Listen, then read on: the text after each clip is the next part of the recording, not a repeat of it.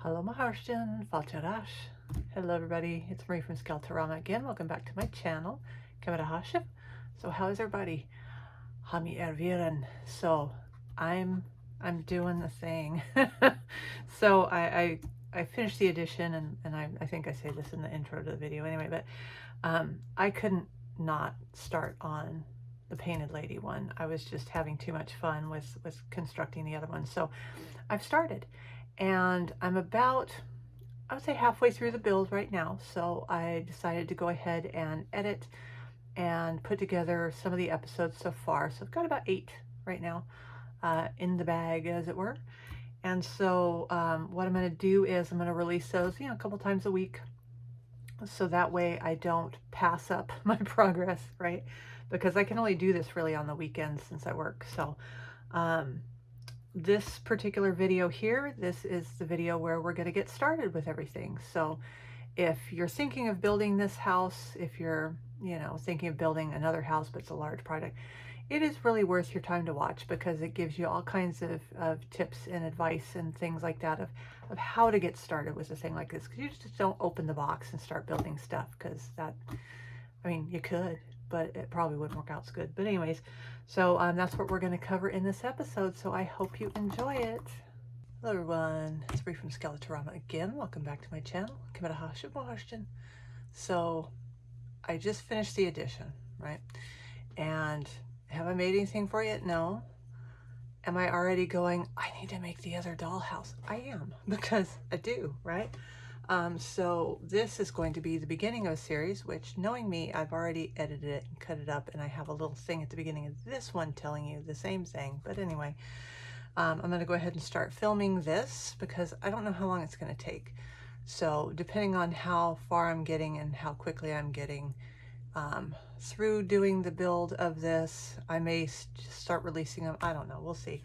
But I definitely don't want to be one of the people that kind of falls off the map after they start. And this is a pretty large endeavor, so but we can learn it together. I'll take what I learned from making the Allison Jr. and apply it to this.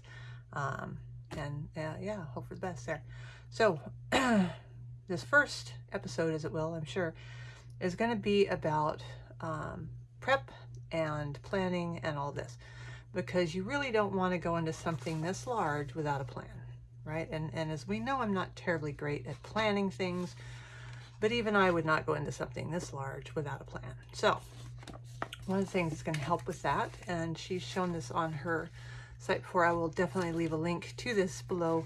I had it in a notebook ready to use, then I stole the notebook for something else. I'm gonna have to find another notebook and steal it for this. But anyways, this is done by Ara over at Bentley House Minis, and it is a Doll House Workbook, and it's fantastic because what it is designed to help you organize what you're gonna do with your stuff. It tells you how to set it up, all these different things, instructions, and then it has all these different worksheets that you can do. So depending on how involved you are in this kind of stuff, so like you can give yourself a project start date and a tentative end date. I promise you that is gonna be way farther than you think it's gonna be. But different things, your color palette you want to use, your inspirations, all the way down to the story behind it. So that's kind of one of the things that my dollhouse, I mean, it kind of has there. It's a mad scientist dollhouse, so we know there's a mad scientist there somewhere. That's all of the story. Between this and the edition, it got me to thinking that I think the edition is actually going to be, he's busy doing mad sciencey business, right? So he's not going to have time to do things like, I don't know, make a tuna casserole or whatever for dinner. So he's going to have some sort of housekeeper there. So I think it's going to be a kitchen with the housekeeper's room up top, because his stuff is all crazy and goth and whatever, but she's going to be like a normal person, right, stuck taking care of this weirdo, and so she would have a normal, like, more feminine room sort of a thing. So I think that's the direction I'm going to go. This one I don't really have a story for yet. I kind of have a theme, sort of. It's going to be very Scooby-Doo mansion, kind of. And I might even look into recreating some of the iconic rooms from different, and I'm talking the original series, not that crap with Scrappy-Doo, because that doesn't count for anything, seriously.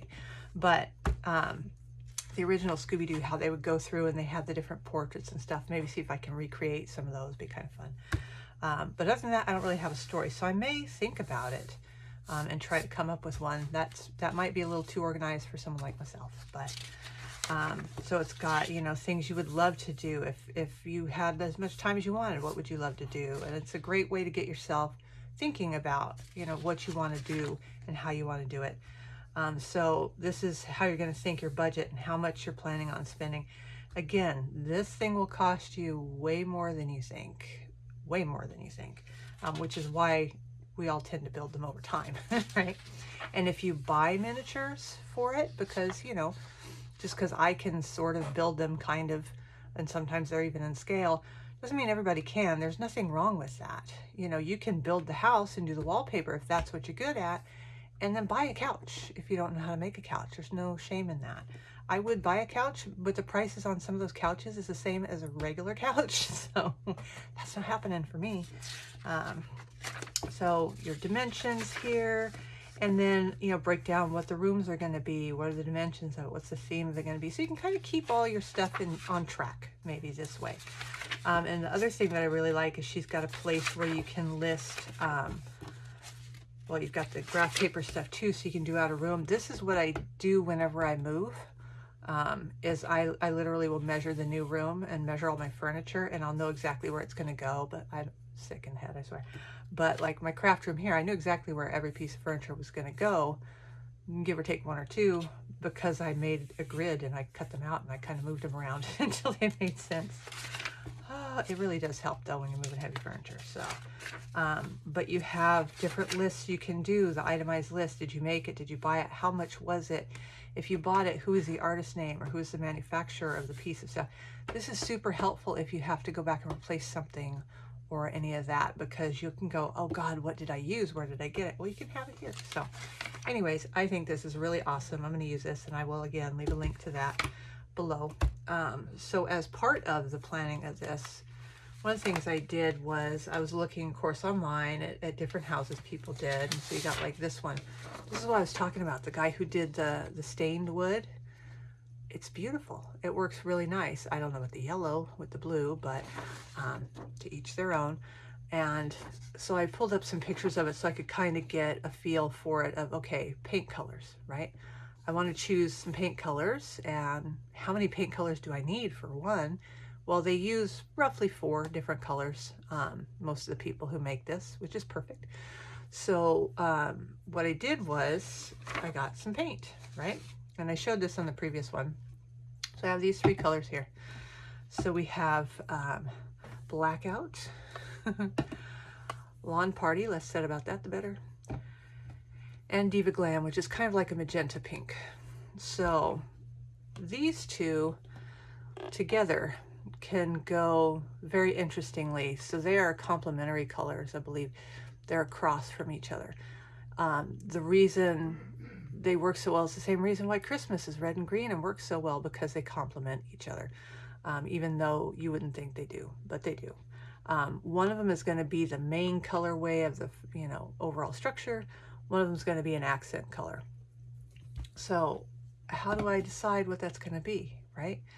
I don't want to find out that it looks like crap if it's all red with green highlights after painting an entire house of it, right? So first thing I did was I went on the internet and I found a picture, and it's actually like one of their pictures here from the site or something, but I made it into black and white and I washed the colors out real good as best I could so that I could color it, right? And if you'll notice, this looks really bizarre. This is not how it's going to look, by the way, but I was too lazy to print a second copy, honestly, is what it was. So I took the one copy and I colored it. So I already know for sure that this trim here, all the doors, all the windows, they're going to be stained. So they're going to be stained in this color, which is cognac, which you've seen before. And, oh, I don't know, every single thing I stain ever is this color. Okay, and then I thought, all right, I want to see what it looks like. The black is definitely going to be an accent. And I want it to be, you know, the porch and the base and those types of things, the roof. So I went ahead and colored that in the same on both. And then I did the other ones, one with this. I know this is purple, but this is the closest marker that I had to the pinkish business over here. So I did it this way so I could take a piece of paper and I could go, okay, how does that look? Okay, how does that look? You know, again, these are not close enough that they truly represent these. So this is just my first kind of idea of, okay, how am I going to decide what this color is going to be? Okay. Oddly enough, I liked this version better. Now, if I had purple paint, which I kind of do, but I'm not going to use it, I would do this, right? So step 2 is, okay, that's cool and all, but I want to see the actual colors. So if you remember when we put the addition together, there were some pieces that were left over from what would have been the base for the farmhouse. The key with that is they're made with the same exact substrate that I'm going to be painting for this. So it will give me the best representation of color from this, okay? So that's what I did. So this is the pink and this is the green. And you're thinking, my God, that is gauche. Well, it's a painted Lady Victorian. It's supposed to be gauche, right? It's supposed to be crazy, loud ass, outlandish colors. And they are. So I have my dyed wood here, my stained stuff. And then I took a little piece of wood and I did one side pink and I did one side green. And I also took another piece and I painted it with the blackout color here, so that I could then put these next to each other in real life to see, okay? So first off, when you see this right here with the stained wood in these, my first thing is the majority of the house is going to be the stain color and one of these colors. So which one of the two looks best? Well, to me, the green looks best, actually, with this. It blends in a bit too much in here and it kind of washes it out, but it pops really good on here. So it's really going to bring out the architectural features of it. So then I took this and I set this here and went, okay, so if this is here and I've got my pink trim underneath here, how does this look? Because this is going to be kind of the ratio of as much of it as I'm going to see, right? So I put these here as if this were, say, you know, the window and the little piece under the window. And then I put the black here as well, because that'll function as an accent. And so this right here, this little tableau, if you will, of stuff is giving me the idea of what is this color combo going to look like if I have overwhelming presence of green, highlights of the magenta, and the wood and the black. It looks pretty darn good. So then I did it over here. So I put the wood on here again. See how your wood's kind of blending in real good? Sometimes it's a good thing, sometimes it's a bad thing. I have, in my living room, I have chair rail around the whole wall. And they had it painted one color on top, one color on the bottom. Neither of them were a good choice. They had painted the chair rail this hideous white.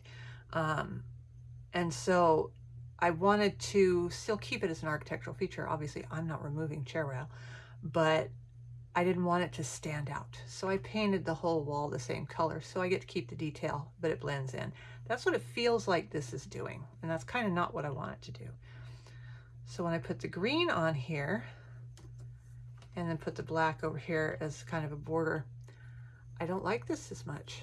I don't think it looks as good with this color here as the main focal color, and then just that little bit there. Everything kind of blends in. Even the black doesn't seem to stand out as much as I would like it to. But then again, when you put it over here and you flip this to the pink side and you put this on here, this is just fun for me. So now it could be when I paint this that I dry fit stuff together and go, God, that looks like crap. Well, then I can paint it again. Big deal, right? I can pick a better color, whatever. But for now, I think this is the direction I'm going to go. But this is one way you can decide. But you definitely want to kind of decide it before you paint an entire house with it, right? Okay, so now we've got the colors more or less decided. So now we have a lot of other things that we need to do before we start putting the stuff together. And one of the things you got to realize with a dollhouse, if you haven't put a large one like this together, you have to put it together in a very specific way. And we saw that a little bit with the addition, right? You need to put your wallpaper on before you put your baseboards.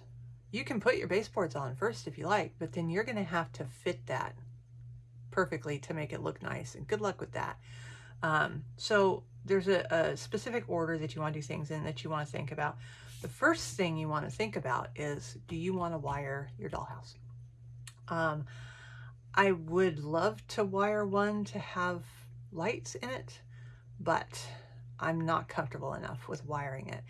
And if you do want to wire it, you have to make that decision before you put a single bit of wallpaper or anything on. You're probably going to have to cover your ceilings in some sort of way because you're going to have, you know, your wires underneath there. So it's a big decision to make. But that being said, if you don't wire it for the little stuff that you plug in, you can always use LED. They have a lot of really cool stuff where it's got like a disc, you know, and you put the disc up in your ceiling and then it magnetizes the fixture to that so that you don't see the little disc or anything like that. The drawback is, of course, you have to go turn on the lights in your house individually. So there's that. And there are some cool things that don't necessarily come that way. I'm sure there's ways around that, but I'll cross that bridge when I come to it, and I'll probably burn it down, I'm sure. Because, yeah, I'm not real good with that stuff. But anyway, so that's one of the first decisions you want to make. Wire, don't wire.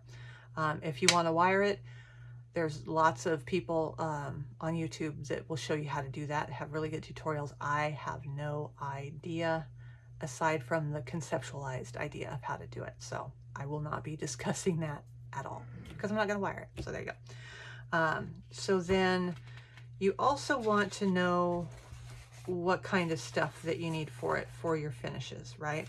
So you're going to need flooring. This, unlike the Allison Jr., does not come with the flooring. The Allison Jr. had the flooring kind of built in, which is brilliant. This does not. So now I need to go, okay, well, do I want wood flooring? Do I want carpet? Do I want to paint it? It'll look like crap if you do. Don't. So, you know, how do I want to deal with the flooring? You're going to look at every surface and go, what do I need extra that didn't come in this kit? And it's a lot. And please, please get it before you start putting it together. And spare yourself the pain that I had with the Mad Scientist's house where they discontinued the baseboard before I finished the house. That was my bad because I didn't figure out how much I needed. I didn't get the right amount. And there was such a long gap between when I got it and then when I went to go do it that was a bit of a problem. So I didn't do that this time. I'm ready. So here's some of the things that I've already gotten for it. Flooring. This flooring is not cheap. Well, this one is. It's $9. It's just like, this is like kitchen flooring because I want to do a kitchen in this one. So I got this. I may or may not use it, but I got it anyway. Again, I had to go to Hobby Lobby for the flooring and stuff like that because there is nowhere else where I live where you can get dollhouse stuff. If I lived in Atlanta, yes, but I don't live in Atlanta, so there you go. And I wouldn't drive in Atlanta to get there anyway, so heck with that. Nobody got time for that. Okay, and then I've got the wood flooring. This is $15 per sheet. When you do the math on what this size is and how much it's going to cover and find out how many sheets you need, it makes you very sad. 1, 2, 3, 4, 5. I have 5 sheets of it. Did I pay $14.99? Heck no, I didn't. This is back when they had their coupon for 50% off. So I would go in, since I had already bought the kit and I knew I wanted to use this floor, I just went in about once a week or so when I had a little bit of extra money and I used my coupon on it. So I got that a lot cheaper. Then, in addition to flooring, I need baseboards and crown molding. So, like I said, they stopped carrying unfinished molding at Hobby Lobby, which is what I like because I like to stain it. So I ordered this. I went through Amazon. It actually came from England, but I have unfinished baseboard molding. I will verify once I get the house a little more together that this will be enough for it. And if not, I will be going back to, and that's what I love about Amazon, because you can just go, okay, what the heck did I buy? And I'll be looking it up, and I will order some more, because it did take a while to get here, and it's going to take even longer now, what with the problems they're having with mailing stuff out of the UK. So I have a bunch of baseboards, and I have the crown molding. Same thing with the crown molding. Last time they didn't have any unfinished crown molding, so I was stuck. This time I got the pretty crown molding that's unfinished, because I'm going to stain this as well. So baseboards, crown molding. When you have shingles on your project, they do not come finished, so you have to buy dye. This will do all of them, no problem. And I even have some extra, and they give you little gloves, isn't that cute? I even have some extra from the last dollhouse I did, because I use the same color. There's 2 or 3 colors you can get. I like the gray. And then, if you look at the picture here, on the inside, you have 3 floors. You have 3 interior doors. 1, 2, 3. 1, 2, 3. Again, same deal with these. I used the coupon. Unfortunately, they don't have the coupon anymore, but you can still kind of keep an eye out for when stuff like this goes on sale. It's super rare, but every once in a while it will. And I also have, and I'm not sure if they'll work with the doors. I don't think they'll work with the doors that come with the house. I may or may not use the ones that come with the house. I have to see them, because if they're anything like the ones for the Allison Jr., I didn't like them. So I'll probably be getting new doors to replace the 2 front ones, but it's like a little lion door knocker. Isn't that cute? And then I got something that I always forget about, doorknobs. So, and this one gave me a heart attack, because on the other house I had 2 interior doors, and I had gotten one set of these. I got them from Alpha Stamps online, and then they were out for months, and I'm going, oh crap, I have this other door and I don't have a doorknob, and it's gonna look so dumb, and I was gonna maybe put one on each one. And then she finally got them back in. So before I even thought about starting this, I've got everybody's doorknobs too, and I do have 2 of the door knockers, because there are 2 doors. But then again, I mean, if you're up here, what the hell are you using a door knock? Why are you even knocking on the door? How did you get up there? What are you doing? Stop it. So anyways, this is kind of some of the prep stuff that you want to think about having ready, so that when you do your dollhouse, it's one continual thing. Okay, you're not having to stop and go, okay, well, I guess I can work on it again when I can afford crown molding, because crown molding for dollhouses isn't too crazy far off crown molding for houses. I mean, it's expensive.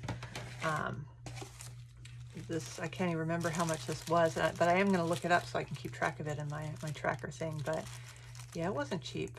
I want to say each one of these was probably a good 20 bucks, somewhere in there. It was a lot. But anyways, so that's some of the kind of stuff that you want to have ready to prep. So let me move this, and I will be right back with you. Okay, and then, you know, of course, along with all that sort of stuff, just make sure you have plenty of wood glue. I also use either Fabrifix 3-in-1 or whatever for doing the shingles. With the shingles, you have to be careful that the glue that you use doesn't have a high water content, because it'll wreck your shingles. This stuff works like a charm. It's great. And of course, the ever-present painter's tape. I got a new roll today, because I knew I was going to be playing with this. And I'll probably use it and another one at the same time. So the next thing we're going to do is, of course, you got your instruction book that comes with it. Read it before you even do anything. I mean, it's kind of hard to get to. You will have to take everything out of the box just to get to this, because it's sandwiched in between the stuff in the middle. It's like, thanks guys. But anyways, do this and just read it, because you want to see what different things you're going to be doing. And it'll help you plan, because with this particular one, the way you put it together, you're going to do it kind of one floor at a time. Well, if I do my bottom floor, you know, once I've made my templates for my wallpaper, so I don't have to worry about that. Sometimes it's easier when you're on this step, then put your flooring in on that floor, then put your second floor up, then put your flooring in. When it comes to this part, let's see if they've got a good shot of the back. Not really. So if you see up here, this gives you all the different rooms that it's going to be. Of course, you're going to want to plan your rooms out. I'm thinking of using this as an attic space. So if I do, I'm going to want to put like the cocktail sticks or whatever to up here to, you know, make it look like an unfinished attic sort of deal. I'm going to probably want to do that before I put the roof like completely on, if I can. I don't know if I can or not, but I'm going to want to keep that in mind as I'm reading through the instructions, right? What are some of the things that I'm going to want to do? When would be the best place to do it? Okay. So like here, they've got you putting the bottom floor together and all this kind of stuff. And then you start putting this floor on up here. So again, you at least want to maybe make yourself a template for the flooring, because this is going to have 2 bay windows that come out that are going to be a little tricky to cut. Would I be able to cut, say, and I can't grab it, this piece of flooring and be certain that I'm going to get perfect to the edges? Hell no, right? So I'm going to make a template for sure. If not, do the flooring prior. I don't know, because if you do it wrong, then your front walls aren't going to fit right. So it's kind of a dicey thing, but at least I'm going to do a template for sure for that. And all this. So once you've read through all of your instructions and you're like, okay, everything's great, I've got a space planned out where I'm going to do this, it's all good. Then comes time to do step 1, which was step 1 in the other one, which is measure and identify your parts. So we're going to do that. What I'm going to do is I'm going to go out there. I'm going to be building this out in the living room because I just don't really have the space here. The base of that piece will not fit on this desk completely, so there's really no point trying to do it here. But what I'm going to do is I'm going to go ahead and have the parts laid out. I'll go ahead, pre-measure them and pre-label them, so you don't have to watch that whole process. You know, I will show you a couple of them where it's like, hey, pay attention to this one and that one and this one, just in case you're building the same house too. And then I'm going to divide the parts up based on how they're going to be finished, because, you know, some of the next parts are probably going to be, you know, prepping the floors or painting or doing whatever, right? So if that's going to be the case, I need to know which ones I'm going to do. So for example, this trim right here that they have a picture of, where to go, this trim right here that you put together, I'm going to stain this first. I'm going to stain any of the pieces that are going to be the stain color before I glue anything to anything, so I don't have to worry about if I got glue on the outside and the stain doesn't take, or having it be uneven. This way it's even. They'll glue together beautifully. And this one, they have you, you know, you're cutting these pieces, so that should be interesting. Oh, that's gonna, yeah. Wish me luck on that. But anyway, so I will see you guys next out there, and we will start going over the actual pieces themselves, and you can see what comes in the box.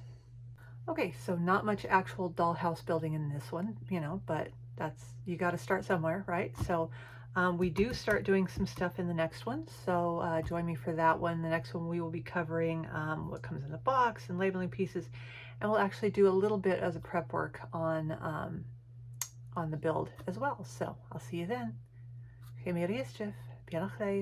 Bye.